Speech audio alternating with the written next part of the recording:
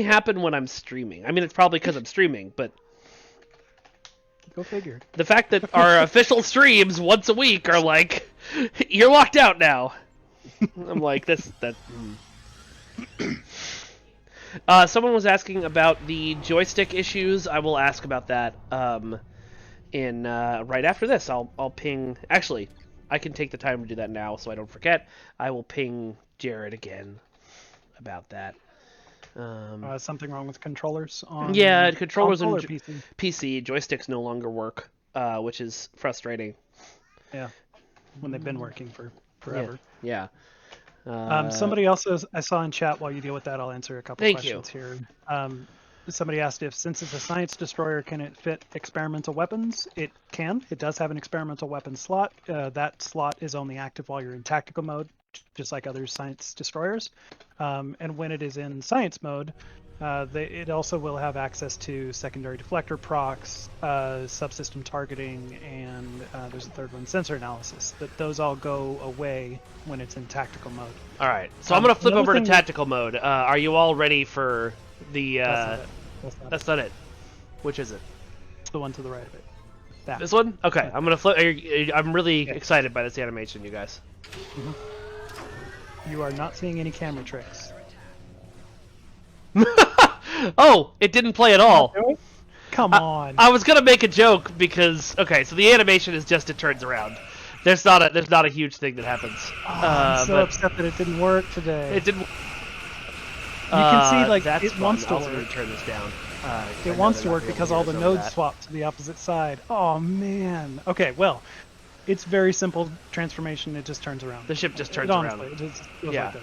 and that is the experimental weapon you can see firing off there. It is the coherent integrity projector, and we'll take a look at. Let me back up just a little bit to tell you a little bit more about the design concept of this ship. So 32nd century ships in general, we've decided because of the fiction of programmable matter and some of the scenes that we'd seen on screen during season 3 of Discovery, that those ships focus far more on hull integrity than they do on shield strength. And so we really have already been trying to establish that as a design principle for 32nd century ships. So we had an opportunity here with this ship, though, to re-examine that again and see what it actually means for the ship. As a science vessel, primarily, those are ships which primarily rely on their shield strength to allow them to survive in combat. So what does it mean for a ship to try and rely on hull if it's a science ship? Well, we just decided to go for it. This ship has a very high hull modifier, and relative to other science ships, it has a pretty low shield modifier. This is a hull tanking science vessel. That's kind of the role that we decided to give to it. And then in tactical mode, we decided to reinforce that even more. You may have noticed on the mouse over of the actual tactical mode, when you go into that mode, you gain additional hull capacity, and your shield capacity gets even lower. It just reinforces those strengths and weaknesses of the ship and kind of expands the gap even further. Which is, I imagine, very helpful when you do this. Yeah, so this is the ship's console, which leans into the idea of hull tanking in a very interesting way that we haven't done in the past. This is just a PBAE, a point-blank shockwave that comes out from your ship, but the effectiveness of it scales with your current maximum hit points, your current maximum hull capacity, as well as your current speed. This is called the Force Translator, which is kind of a nod to Newtonian physics. Of the fiction that we're going for is that it translates all of your mass, all of your momentum, all of your movement into a shockwave that is projected outward and changes all of that ongoing energy into a destructive force. And in order to sell that fiction, those physics, your ship gets stopped in place for just a moment as all of that forward momentum is translated into force that does damage to nearby foes. Yeah. Ken Stewart, yes, this is a 31st century ship. It's one of the ships that appeared somewhat briefly in season 3 of Star Trek Discovery. And similar to the console, which scales up with your hull capacity, that's what the experimental weapon is also built to do. The name Coherent Integrity Projector kind of implies that. Basically, it's a it's very similar to the railgun, honestly. Like under the hood, outside of the fiction, it's just a kinetic weapon that deals kinetic damage. But the amount of damage potential that it can put out scales upwards the higher that your hit points, your maximum hull capacity goes, up to a certain limit. I think the limit that we have baked in is anything over 250k is no longer calculated. That's the cap of the bonus, which is pretty dang high. Some of you might be aware of Twitter conversations that I was having about a month and a half-ish, maybe a month ago, asking players to send me in what's the highest hull capacity you've ever gotten your ship to? How fast have you ever gotten your ship to go? Game. There is, well, I can't say 100% chance because God knows what might happen, but there is a 99.999999999 chance that you will see that ship in game. In that, I know it is currently being worked on, and I'm pretty sure I can say that. I can't tell you when it's coming, but. I really wish we could show the animation on this ship. I think it'll be in the blog though. We'll have some animated. Yeah, there's a GIF in the blog of it going off tomorrow. You'll get to see that. Yes, the only hamster, we're fixing the crossfield refit so that the cells will be detached. What were you gonna say, Jeremy? Sorry, you said yeah, like you had a important. Somebody was asking about the console's passive. Since we're talking about the console, I wonder if we can go ahead and show the. Yeah, let's tooltip it up.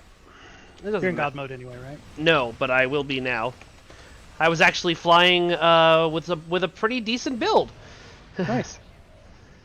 Okay, hold on. Christian says re-enable tactical mode and it should work again. Let's see. You lied to me, Christian. All right, let's take a look at some tooltips. So first of all, the trait on this bad boy. Okay, no one is going to be able to see that. Hold on. We haven't talked about just yet, but the trait kind of leans into the idea of this ship being having no discernible directional bias, which is the name of the trait. So we kind of leaned into that as just a general concept. Basically what happens here is when you're shot from the front, you gain a bonus to one thing, and when you're shot from the back, you gain a bonus to a different thing. And the one from the front is exotic damage, bridge officer abilities. The one from the back is hull regeneration and hull healing. And then when you use an ability that is related to either of those, either like exotic damage, you consume all the stacks that you built up to use for that power, and then you can start building up again. There's no internal lockout. It's just you build up stacks, you use them up, and kind of an ebb and flow. And you can, to some degree, decide which bonuses you're more interested in by deciding where your enemies are. If they're behind you, then you'll regenerate more and be able to heal more. And if they're in front of you, you'll be able to do more exotic damage. Yeah. Somebody was asking, here, let's take a look at the console, and you can talk about that a little bit, but someone was asking, we've done science ships for all of our 32nd century ships so far. Is that something that we're planning on continuing, or do we have some tactical or engineering ships up our sleeves in the future? We definitely have other variants up our sleeves. And remember that as a science destroyer, this ship is default science, and it's got quite a few science leans, but it does have tactical capabilities. When you go into tactical mode, you essentially have 8 weapons. 7 plus the experimental. So this one kind of bridges the gap a little bit here. But yeah, there are plans for full disclosure, full permission to call the ship a little weird, a little awkward, but it's charming, right? I mean, everybody likes the little dorky goblin in the back that isn't the hero. Yeah, and the ship is being able to flip around solves the problem. Hero. Yeah, and the ship is. I think this qualifies at it. It's not little, but it is weird. Yeah. Yeah. Somebody was asking about Borg cubes or spheres, and someone earlier asked if the ship being able to flip around solves the problem we were having. No, that's a different issue, because when this ship flips around, you still definitively see a front and back to the ship. It's very obvious which direction it's flying. Also, I know we weren't able to show it in action, but it doesn't just turn and you're flying in the opposite direction. We chose to actually turn the ship's model front to back. So your camera keeps going in the direction you're going. You continue flying in the direction that you're flying. You will literally watch the ship rotate 180 degrees. Right, and we chose that instead of the other because in our early prototyping, we found that was far less disorienting. I like that Sovereign 42 says a Borg cube is too big for a player ship, but somebody else is asking for the friggin' Rainforest ship. We've done the J. Nothing is too big now. Can you do rock and roll in this ship? Yeah.